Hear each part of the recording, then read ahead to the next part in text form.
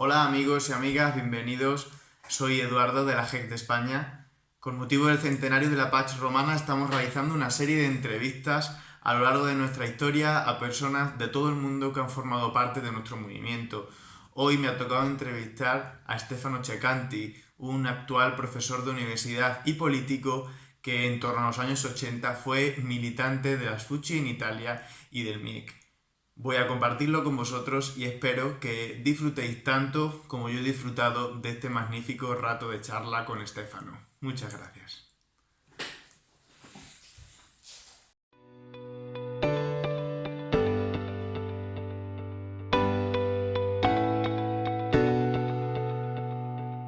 Muy bien, pues nada, vamos a empezar. Bienvenido, Estefano, a una serie de entrevistas por los 100 años del IMCC, el MIEC. Y nada, pues para empezar queremos que nos compartieras un poco cuál ha sido tu experiencia, que nos cuentes un poco sobre ti, sobre los años del movimiento y sobre tu biografía en general para que te conozcamos un poquito más. Sí, yo me fui antes de todo a una especie de pre-HEC, en el sentido que bueno, en Italia hay desde los 6 años a 11 años la escuela elemental, de 11 a 14 tienes la escuela media inferior, y habíamos en Pisa un grupo de la HEC, de la pre-HEC, en esta fase de media inferior. Después tú tienes de 14 a 19 la escuela secundaria superior, el liceo y otros. Era un programa formativo, puede ser increíble para hoy, porque a los 13 años se elegían directamente los documentos del Concilio Vaticano II, con discusión y comentarios así. Era una fase muy intelectual de la vida de los movimientos estudiantiles, católicos y no solo católicos. Después yo me fui a la GEC siempre en Pisa, en el periodo del liceo, y después yo pasé a la FUCI, que es el movimiento que corresponde a MCS, al MIEC. Yo comencé la universidad en el año 80, comencé a trabajar al equipo nacional de la FUCI en el 81. En este periodo también yo comencé a participar en las iniciativas europeas. El primer encuentro donde yo participé fue en el 81, una sesión de estudio en Estrasburgo, en abril del 81. Después, el periodo más intenso fue entre 85 y 87, cuando yo me fui presidente nacional de la FUCI, donde yo participé a muchos encuentros, sobre todo a un encuentro del 85 en Polonia, ma yo volveré después, sobre la transición posible en Polonia. Y después yo participé en el 86 a la Asamblea Mundial de Lovaina, que era sede del MIEC de la GEC. Después yo he acabado el mandato del movimiento al final del 87, he comenzado a hacer otras cosas. Ahora yo soy, después de algunos años, profesor de Derecho Constitucional comparado a la Facultad de Ciencias Políticas de la Sapienza de Roma. Y después tengo un compromiso político. Yo me fui senador por el Partido Democrático desde 2008 a 2013 y ahora soy diputado a partir de 2018. Esta es sintéticamente la explicación biográfica. A mí me surge preguntarte, después de escucharte esto último que dices, cómo a ti el movimiento te ha impactado en tu vida personal, pero también en tu vida profesional y cómo seguramente tu militancia en el movimiento te ha llevado a dar un paso en la política, ¿no? No sé si nos puedes Sí, contar un poco cómo se han unido esos dos mundos o si tienen una sí, relación. sí. Ehm, Era interesante el aspecto de compromiso político en estos años de fuerte politización general. ¿Por qué era interesante? Porque no había, excepto nuestros movimientos, vida política estudiantil universitaria europea. Es decir, no había Erasmus, No había concretos experiencias plurinacionales. Cada uno estaba en su conjunto solo nacional. Esto era el límite de partida y también el límite de partida de las experiencias católicas. La excepción del MIEC era de la JEC era una excepción. El resto del mundo católico estaba solo en una dinámica nacional pura. Esto nos dio una capacidad de lectura importante respecto a los otros. ¿Por qué? Porque Italia había una situación peculiar que era nada en 48 con la transición democrática. Italia era el único país donde la izquierda era mayoritariamente de inspiración comunista. Había el más grande partido comunista de Occidente y también el partido socialista en realidad era prosoviético, el punto de partida en 48. Esta es la diferencia muy específica respecto a los otros contextos europeos, donde los partidos socialistas eran pro-occidentales. Por eso el Partido Socialista fue excluido del Internacional Socialista por este tipo de opción. En contra de esta situación anómala de hegemonía comunista en la izquierda, también si después el Partido Comunista comenzó un lungo percurso importante que lo trajo a una opción europea y después también atlántica en los años 70 y 80, para defensa de esto se creó el Partido Demócrata Cristiano Italiano, que era un partido muy diferente también del alemano. El alemano fue siempre un partido claramente de centro derecha. En contra, la Democracia Cristiana Italiana fue un partido catch-all, es decir, con posiciones desde la derecha hasta la izquierda, porque la situación estaba bloqueada por el hecho que la izquierda era comunista. Y había en la democracia cristiana italiana muchas corrientes de izquierda, había también tres, una de derivación sindical, una derivación política de Enrico Mattei, de las participaciones estatales, y había una corriente intelectual que nacía de los movimientos intelectuales de Acción Católica, desde la FUCI, los movimientos laureati, que había como líder Aldo Moro, que fue presidente de la FUCI, y que había esta visión de llegar a una democracia normal, como en los otros países europeos, con la inserción progresiva, antes de todo, el Partido Socialista, después el Partido Comunista, que evolvían hacia una posición pro-europea y pro-atlántica, y esto hecho que era para superar el periodo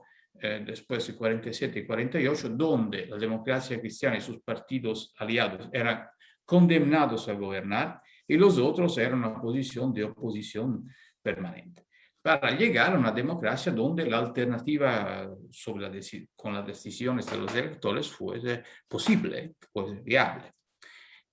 Como sabíamos, después Aldo Moro pagó también con la muerte en 78 este tipo de diseño. Estas dos situaciones, la izquierda mayoría comunista y la unidad política tendencial de los católicos, eran una anomalía italiana. Eso, a partir de Italia, no se comprendía que era una anomalía. Algunos teorizaban que era una cosa positiva, ma positiva no era, porque no era positiva por la democracia, que no había posibilidad de alternativa democrática en el sistema. Y también creaba una situación anómala porque los católicos eran divididos en las opciones concretas, pero obligados a estar por razones políticas en el mismo partido. Por eso la situación europea nos hizo comprender que era una anomalía, porque en los otros países europeos normalmente habíamos una situación donde la izquierda era pro-europea y no mayoritariamente comunista, y los católicos eran tranquilamente divididos en católicos de centro derecha y centro izquierda.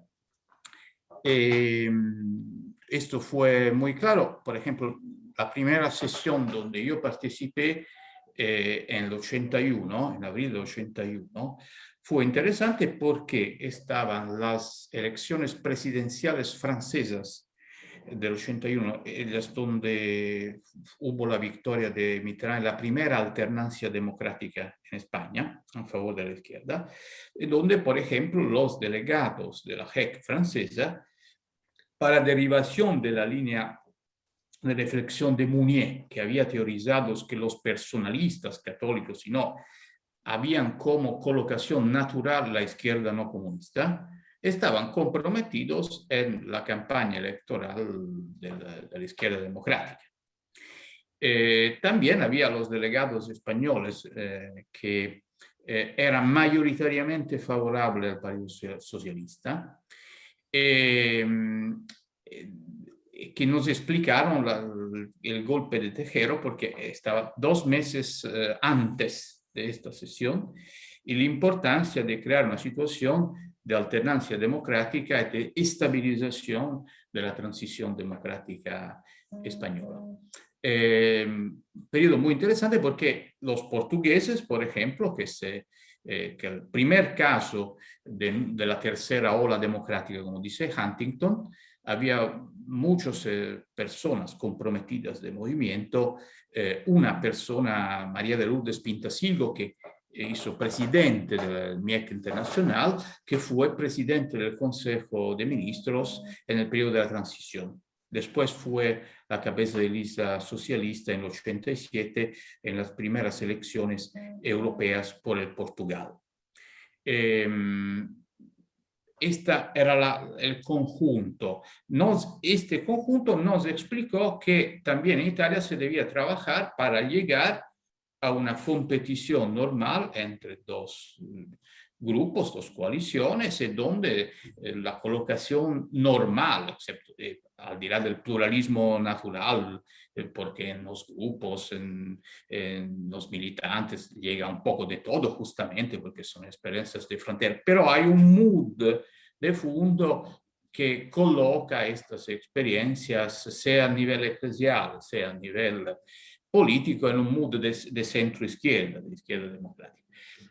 También fue interesante, por eso decía de esta cosa de Polonia 85, la contribución a la transición democrática de la segunda parte de la tercera ola democrática. La tercera ola democrática comienza en Portugal y en España, pero después tenemos las revoluciones liberales en el este de Europa.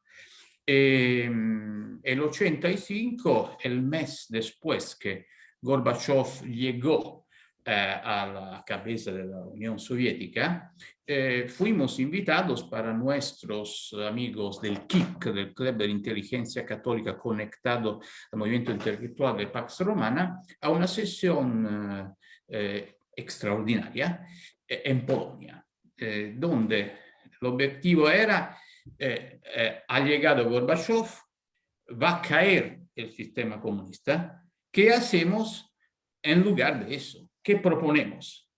Y allí se confrontaron 2 líneas muy interesantes, una que nosotros de alguna manera sosteníamos, la línea de Mazowiecki, que después fue el primer ministro no comunista de todo el este en el verano del 89, que decía el objetivo de Polonia es la reunificación a la Unión Europea y la creación también en Polonia de una normal democracia occidental. Por contra, había los delegados de oposición de las campañas de las zonas periféricas que tenían una posición integralista y nacionalista, es decir, que miraban a Irán como modelo de visión de compenetración entre iglesia y política. Todas las cosas que vemos ahora con la temática de las democracias iliberales de los hermanos Kaczynski, es decir, porque había estas contradicciones al interior de la oposición polonesa que antes no se veían porque había el enemigo común que estaba el gobierno y después no, el gobierno evolucionaba, iba a caer y por esto comenzaba la dialéctica. Esto era un poco el conjunto político, por eso fue decisivo para nosotros porque volviendo a Italia hemos comenzado a compromiso político para hacer evolver esta situación, llegar a una bipolarización política entre dos coaliciones, todas las dos democráticas, capaces de ser alternativa política, en nuestra colocación natural en lo que es el centro izquierda italiano, primariamente el Partido Demócrata, porque es la fuerza más importante del centro izquierda. Esto es un poco el percurso que hemos hecho. Claro, es que estuviste en unos años en los que había mucho cambio político y mucha necesidad de nuevas formas de trabajar, tanto a nivel social, porque lo pedía la sociedad, como a nivel político, porque estaban desgastados ya los modelos que llevabais hasta entonces. Realmente son unos años apasionantes los que cuentas. Entonces, claro que me imagino lo que os abrió la mente el conocer y el estar presente, en este caso en el MIEC, conociendo a vuestros compañeros de Francia, de España, y compartir pues cómo podíais hacerlo vosotros, ¿no?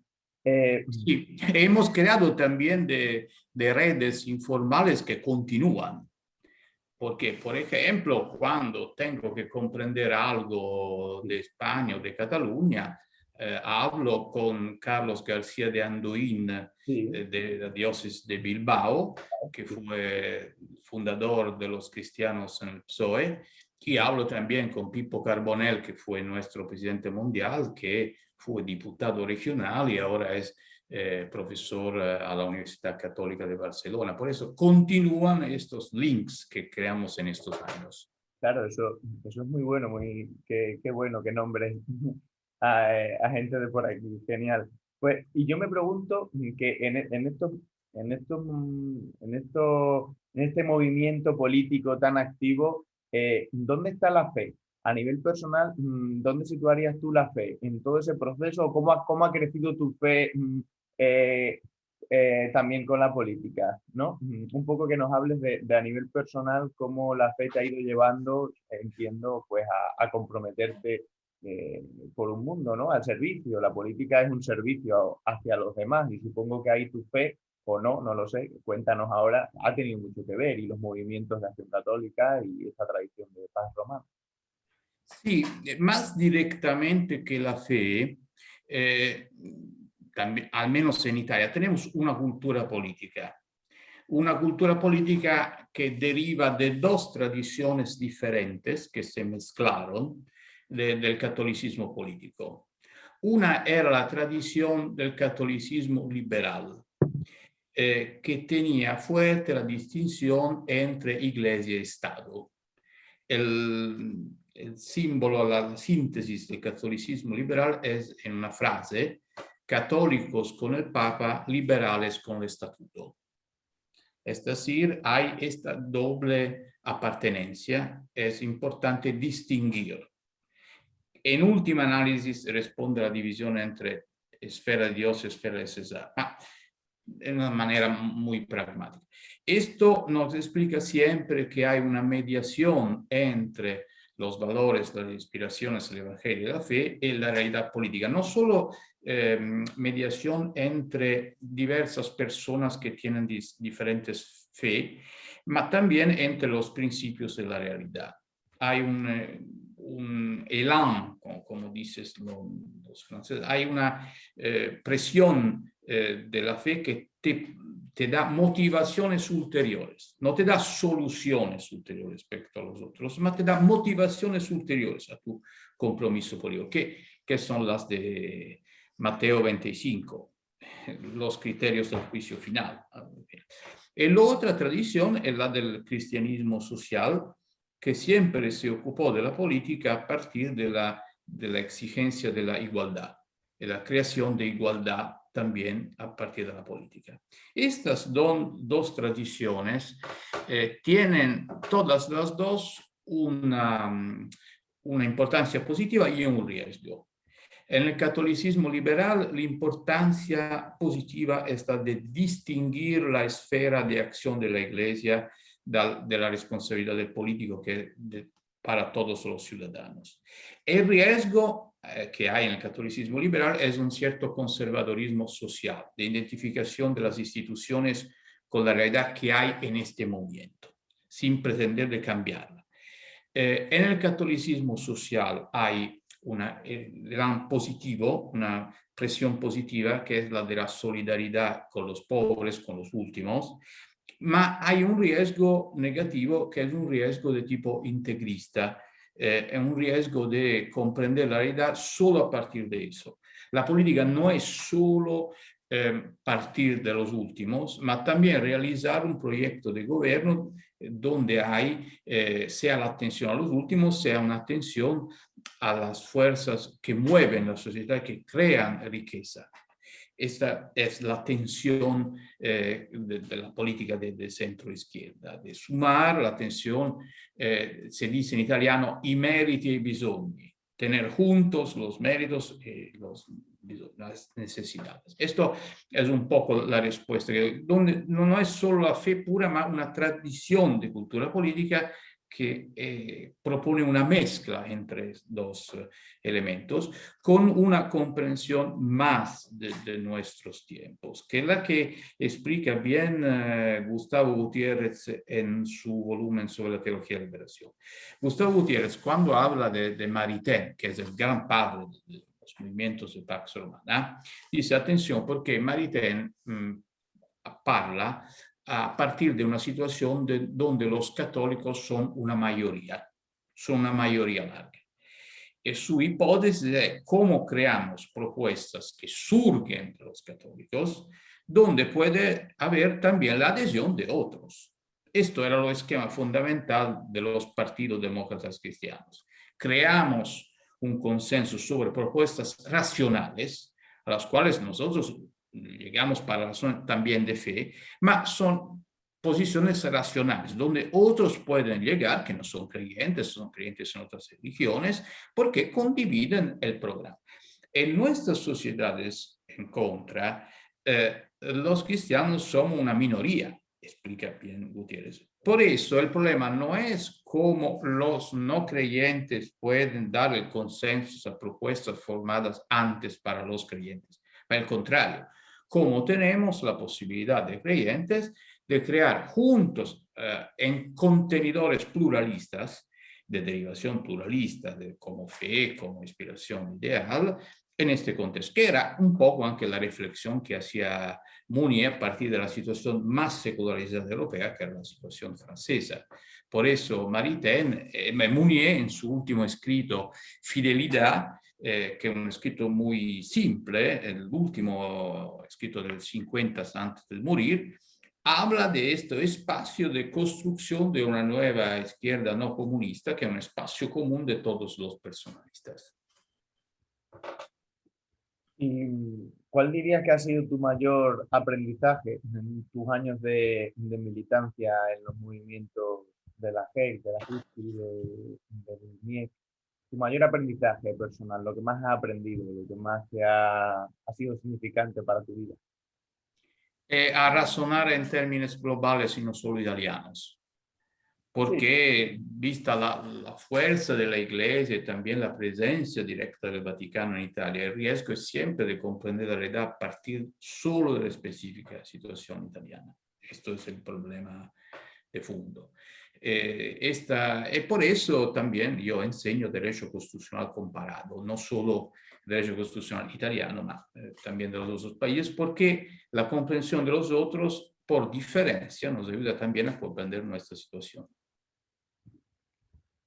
Escuchándote la época de la que nos hablabas antes, creo que hay ciertas similitudes con la época actual, porque pues han pasado justo unos años para que nos empecemos a plantear pues también otras formas de relacionarnos.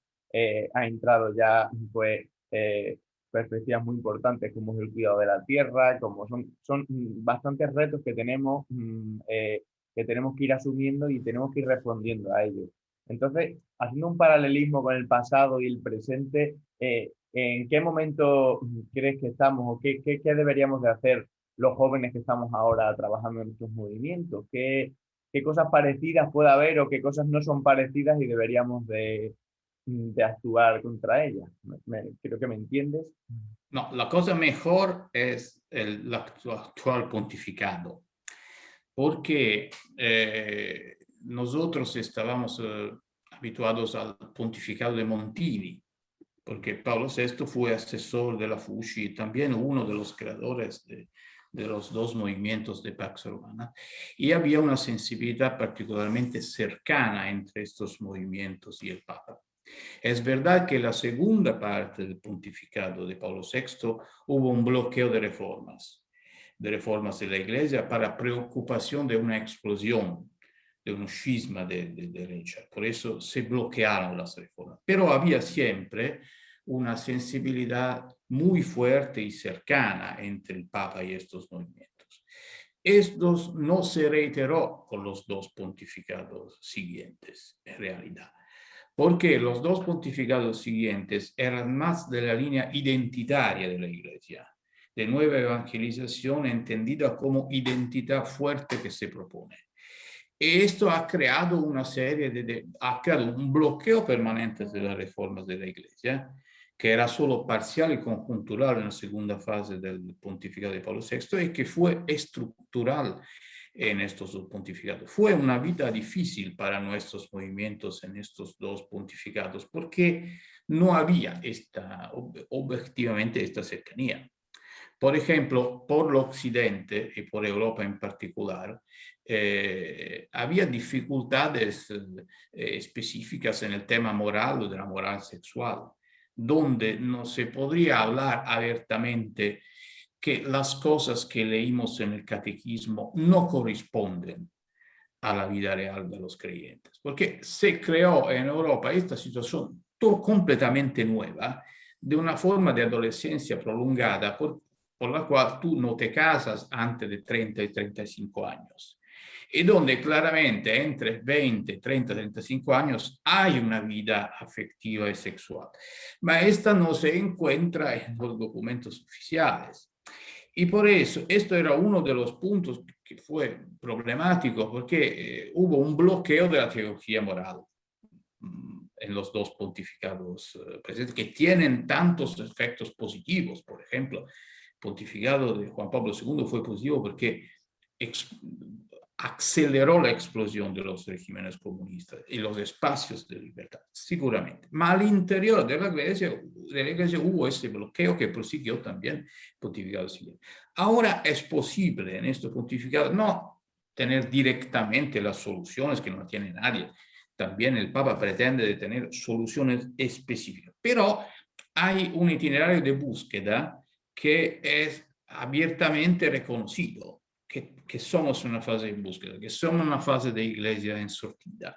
Y por eso vuelve una sintonía con estos movimientos que encontrarán soluciones propuestas. Tenéis vosotros que encontrar nosotros que hemos ya hecho nuestro trabajo.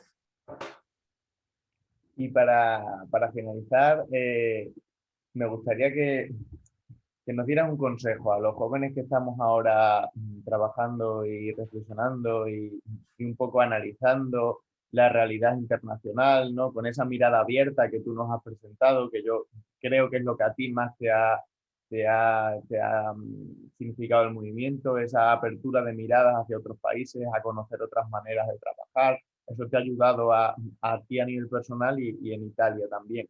Entonces me pregunto, ¿cuál sería el consejo que tú nos darías o los ánimos o el deseo o algo que nos dirías ahora actualmente a los que estamos en ello y lo que tenemos por delante? ¿Qué no se nos puede pasar? ¿En qué tenemos que fijarnos muy bien? No sé, hay libertad para que nos digas. El pontificado abre unas ventanas de búsquedas.